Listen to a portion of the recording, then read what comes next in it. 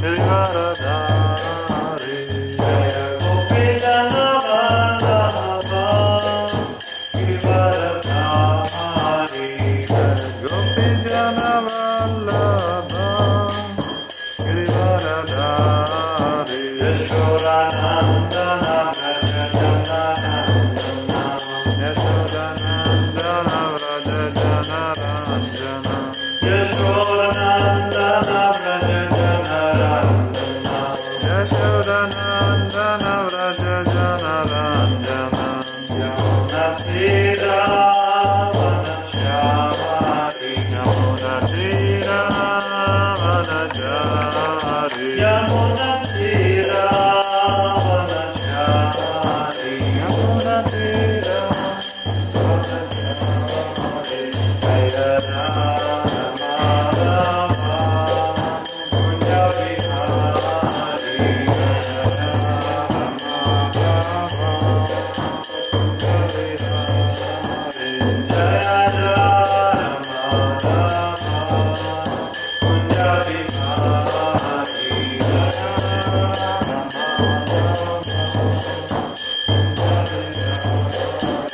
Hare Krishna, Hare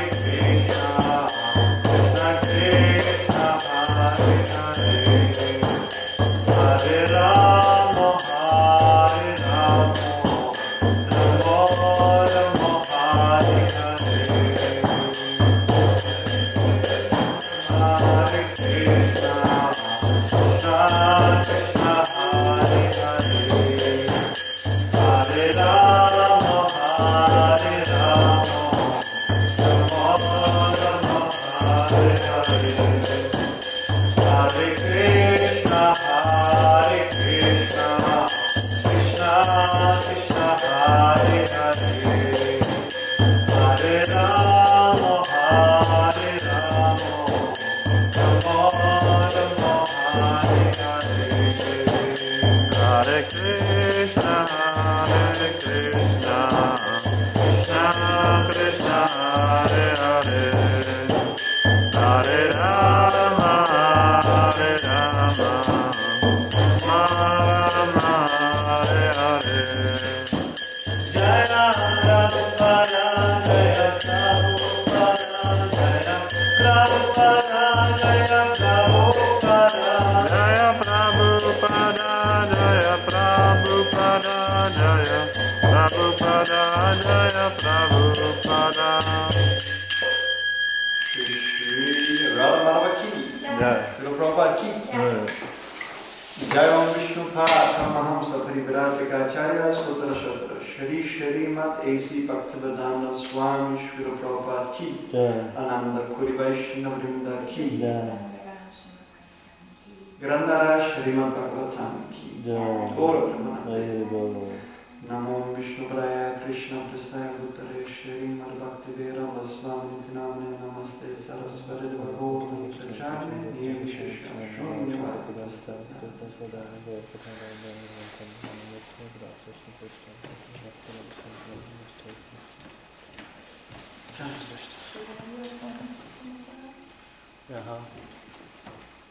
So, we are reading from Srimad Bhagavatam, Canto 7, called The Science of God, Chapter 6 and Text 6. No, 5. I'll just change Om Namo. Om Namo Bhagavate Vasudevaya. Om Namo Bhagavate Vasudevaya. Om Namo Bhagavate Vasudevaya. Om Namo Bhagavate Vasudevaya. Om Namo Bhagavate Vasudevaya. Om Namo Bhagavate Vasudevaya. So, just at the beginning of every Srimad Bhagavatam class we have this morning, we have a little Sanskrit lesson for each day. So it's text 5, which we have there in the book, and we take one word like at a time, and then we take like a sentence at a time. So I chant and then we repeat. Tato yateta kushalaha shemaya bhavam ashrita shariram paurusham yavan na vipadyata pushkalam tato yateta kushala shemaya bhavam ashrita shariram paurusham yavan na vipadyeta pushkalam tato yateta kushala shemaya bhavam ashrita shariram paurusham yavan na vipadyeta pushkalam tato yateta kushala shemaya bhavam ashrita shariram paurusham yavan na vipadyeta pushkalam Mais ça blue ce quoi? C'est clair quoi? Tato yateta kushala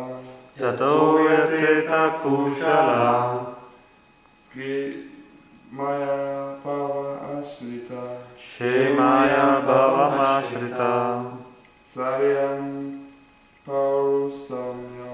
Sariram paurusham yavan Navipadyeta pushkalam. That you have definitely tried in your last lifetime. Okay, and now we take the word for word. So first we change the Sanskrit and then the translation. Tata. Therefore. Yateta. Should endeavor.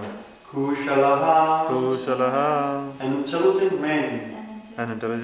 Interested in the ultimate goal of life. Shemaya. For the real benefit. Of life. Or for liberation from material bondage. Bhavam ashritaha. Who is in material existence. Shariram. The body. Paurusham. Human. Yavat. As long as. Not. Vipadyeta. Fails. Pushkalam. Stout and strong. So translation and purport by His Divine Grace A.C. Bhaktivedanta Swami Srila Prabhupada.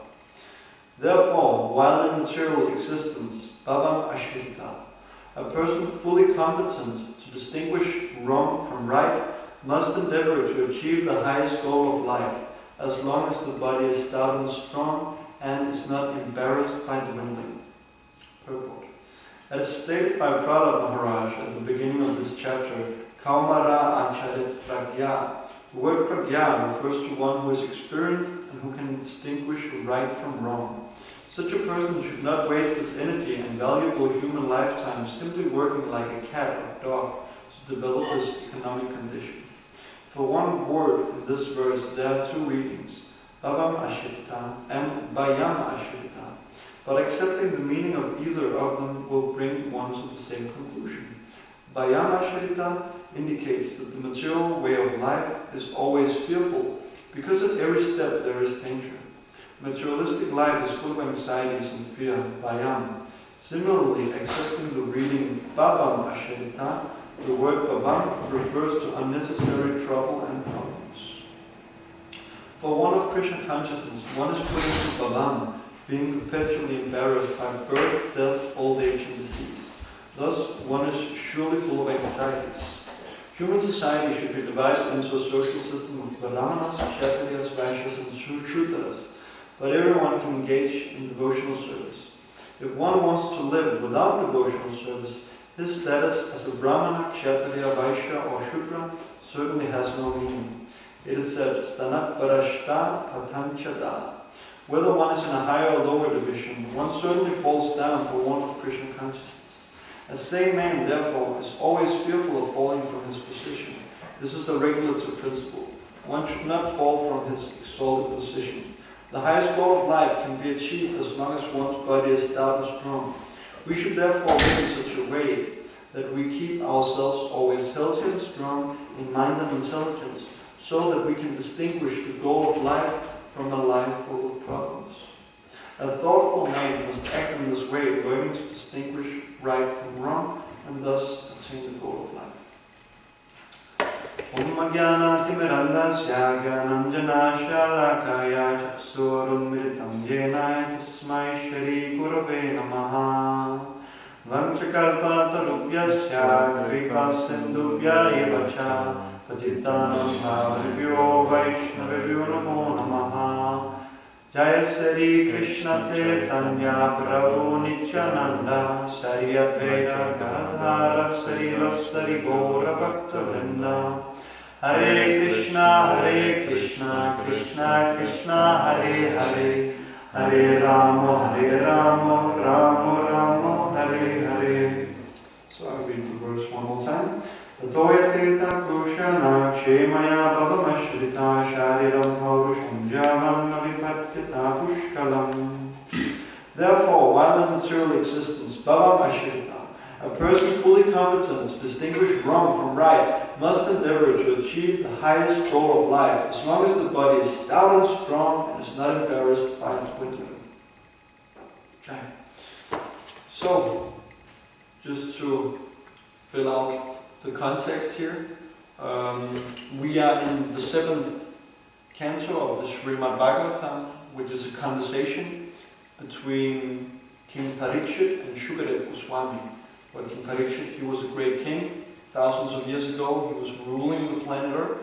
And Shukadeva Goswami, he was instructing him about the goal of life and what is the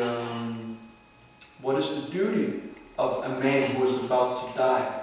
And that applies for every one of us in this world, because sooner or later we are all about to die. So in this conversation between Shukadeva Goswami and King Maharaj Parikshit, there are many shorter stories and analogies and this and that. And the present story we're in is about Prahlad Maharaj, who was a son of a mighty king called Hiranyakashipu in the Satya Yuga, which took place millions and millions and millions ago in a former age. And Hiranyakashipu, he was a very materialistic king. He was very materialistically advanced, so he was practically ruling the whole universe, controlling all the planetary systems, and trying to establish him as the supreme controller of everything. He was even so powerful that he was in control of the demigods. In the Vedic version, we have gods who maintain the weather, and a god for the water, and for this and for that and the other thing. So Hiranyakashipu, he was so powerful that we see the leaders of society today, they can control the people. But Hiranyakashipu, he was on another level. He could control the demigods, the people in charge of the whole material creation. So, and he had a son, Prahlad, who he expected to follow in his footsteps and be a nice materialistic king who was on the path of pursuit of material progress and comfortable life and dominion over others, control over the material nature. But Prahlad Maharaj, he was kind of the black sheep of the family, so to say, because he was, instead of being an asura, he was a deva. He was a person with a godly mentality. The distinction is sura, asura, that's the demons, that's the materialistic people in the world, and deva, that is the godly people in the world. And the basic difference is that the Devas, they accept the supremacy of the Lord, and the Asuras, they don't accept the supremacy of the Lord. So, Hiranyakashipu, he is trying through the school system he has established. He has materialistic teachers who is teaching politics and diplomacy and economic development and stuff like that. So he's kind of trying to indoctrinate Prahlad Maharaj into his way of thinking. And the situation we have here is that Prahlad Maharaj is giving his teachers a hard time because he is not accepting anything of what they say. He's like, bullshit. That's like, he is not into the materialistic way of life at all. He is a natural devotee of the Lord. And he says, the best of knowledge is to remember the Lord, to hear about the Lord, to glorify the Lord. So he's on a completely different platform. And here in this chapter, it's a very, very funny instance because they are in the, Prabhupada, he writes the tiffin period of the day, frikvarter, they have recess. So the teachers, they left the classroom, and now Prahlad Maharaj, he sits up at the teacher's table and he starts to instruct his schoolmates against the teachings of their teachers. So instead of talking about diplomacy and economic development and sense gratification and this and that, he is talking about how material system, Babam Ashirtan, is completely useless because his basic argument is that it's temporary. You are entangling yourself in a non-beneficial way of life because ultimately you will get sick, you will get old, and you will die. And because you attach yourself to so many things, to so many persons and like people you love and society, and you have your plans and your dreams and everything like that, you become very attached to all these things. And people say, hey, why is that a bad thing? But it's bad because ultimately we die. And you die and then you are attached to all these materialistic things. That means that you take birth again. You reincarnate into another body where you can once again chew the chew. You keep chewing the same thing you have been chewing life and life and life again. So Prahlad Maharaj, in this verse, he is saying that therefore, while in material existence, a person fully competent to distinguish wrong from right must endeavor to achieve the highest goal of life, as long as the body is stout and strong and is not embarrassed by dwindling. So, the first point is how to distinguish wrong from right. Because that we don't really learn today in the modern society. There's no definition of what is wrong and what is right. Of course you have the laws and there are things that you cannot do, you will get punished for that. But the basic morality of today is actually quite satanic in the way that satanic doesn't mean that you worship the devil, but satanic means that I can do whatever I want as long as I don't get in trouble for it. So if no one sees the misbehavior I am up to, then it's fine. If I can get away with murder, with theft, with rape and everything, then that is no problem. As long as I can get away and don't be punished. Because they don't consider the law of karma.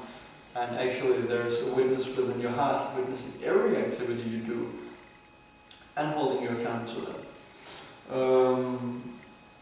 So we should learn to distinguish wrong from right. So how do we do that? That is the department of the intelligence. And the intelligence is over the mind, which is controlling the senses. So by having a strong intelligence, then we can have a nice and peaceful mind, which can easily distinguish what is wrong and what is right, and then we can engage our senses properly with the sense objects in a way so that we don't get in trouble. And Prahlad Maharaj stresses that this must be done in order to achieve the highest goal of life, and it must be done as long as the body is stout and strong and is not embarrassed by dwindling. So it is very common for people engaging in spiritual life, or people who have some idea about spiritual life. They say, yeah, I will do it later. Because right now I am a young man, and right now I can do so many things. I can get nice education, I can earn a lot of money, I can talk to all the cute girls, and I can do this and that. So I can do that now, because I think it's nice. And then later on, then I will do the spiritual thing. When I get old, and when I can't do the stuff that I think is nice, then I do the spiritual thing, because I know somewhere it's important. So that's so common. I was distributing books one day outside of KUA, Københavns Universitet Amager, which is on Islands Brygge. And there I met many nice people who had no clue about what this is. And some of them took a book, and a lot of people, they got a nice impression. But there was one young Indian girl who actually knew what this was. And I told her, you're from India, very nice. I'm a brahmachari, I'm a monk. So she could relate to that. But she told me, like, with a shock in her eyes, she told me, like, why are you doing that? That's something we do when we get old. Like, read the scriptures and engage in spiritual life. So that's like many places in India, I can imagine that's the understanding. That is, spiritual life is something you postpone. Because right now you can enjoy material life, and then later on you do the spiritual thing. So that was her mentality. Why are you doing that? You could be enjoying right now. So why? So but people, they don't know that actually the real enjoyment, that's not the enjoyment of the body. The real enjoyment, that's the enjoyment of the soul. And if you just postpone it, if that is the mentality you cultivate, no, next life, when I get old, a little later, I will get very serious about spiritual life when I get a little older. Well, if that is the mentality you cultivate, postponing, then what do you think you will do at the moment of death? Then you will postpone next life. And then you have to go through all the miseries again. And as Prahlad Maharaj also says in these verses, you are not sure. Right now you have the human form of life, which is most valuable. It is so nice because you can think, and you can ask questions, and you can get answers, and you can distinguish what is wrong and what is right, and act accordingly. So that is so nice that you cannot do as an animal. So what is our guarantee that our next birth we will not become animals? So therefore, while we have the human form of life, we should use it, and we should try to achieve the highest goal of life. So another point is that if we want to convince others about this, that spiritual life is very important, so therefore you should not postpone it. Please, you should take it now while you can. Then we ourselves should be very convinced. If we ourselves are postponing, thinking, okay, I might wear the dress and be here at the temple, but am I really absorbed in service of Krishna? Or am I still in the comfort zone? Am I still trying to push myself?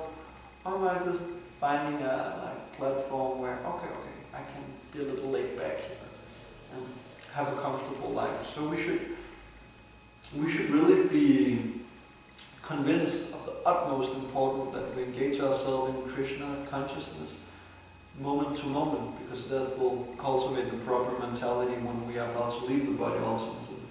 And if we become firmly convinced about this ourselves, then when we speak to others, then they will feel that conviction. People, they don't care so much what you know, but they want to know that you care. And that caring, that is shown by your own example and how you conduct your life. So, one may think that, hey, since we are not this body, but we are the spirit, so we understand that from the philosophy. I am the spirit soul. So why does he say that you should do this while you are stout and strong and is not embarrassed by dwindling? So, the idea to engage from a very young age in Krishna consciousness is that at that point you have very active senses, strong arms and you have good intelligence and the body is organized, there are not so many problems. So you can actually engage the mode of passion. You have a lot of passion and energy as young people. So you can take that energy and then you can take the senses and then you can use that in the service of Krishna, like in so many ways. You can cultivate a garden, you can cultivate the land, you can hop and dance and sing in kirtan and chant Hare Krishna, or you can take a pile of books and run out the whole day. Or you can do so many things in Krishna service when you have active and strong senses. But later on, you don't have so much facility for being very outward actively. Then you need to be more in here and more in here. So, but we learn that above the senses is the mind, then the intelligence, and then the soul. So, but if we're not on the platform of the mind or the intelligence, then we engage the senses. And by engaging the senses, then the mind intelligence will follow, and ultimately we will come to the platform of engaging wholeheartedly with the core of the soul in Krishna's service. But it's a gradual process. So that's why that we should try to engage in this while we are starting strong and not just postpone it until later. So it is said in this verse also, Prahlad Maharaj, he calls material existence Bhavam Ashita. And Srila Prabhupada, he says that the word can be interpreted in two ways. As material existence being full of fear, or material existence being full of trouble and problems. So, fear, that is an annoying thing. No one wants to be fearful. It is a very bad feeling, like not knowing what is going to happen. For example, there was just an earthquake in Nepal, and you can imagine the fear of the little children, like, oh, the building is coming down. And so we are in the same way in this material world, because we might not, this is a very peaceful scenario.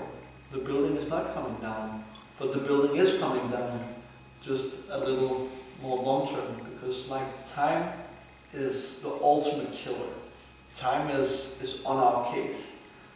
And you don't notice day by day, but every time the sun gets up and every time the sun sets, that means that you died one day, and you're one day closer to death. We don't see that normally, but that is actually what is happening. So, therefore, life, material existence, is fearful. But Krishna consciousness that eliminates that fearful condition, because it activates your spiritual position as a soul relating to God in service. There's one very nice verse with the saying, is Bhagavatam 2:11. Itam nividyamanam idyatam akuto pajam yoginam naripanyanitam hare nama anukirtanam. So the same word payam, fear, comes up. It means that the fearful, or the fearless and doubtless way of success for everyone is constantly to chant the holy names of God after the ways of great authorities, such that you can do if you have no material desires, if you're full of material desires, or you're completely self-satisfied. That's like a process for everyone, whether you're Hindu, Christian, Muslim, this or that and the other thing. If you constantly chant the holy names of the Lord, that is doubtless and it is fearless. Because, why is it doubtless? Because you actually practice. You don't just have some faith, but based on your faith,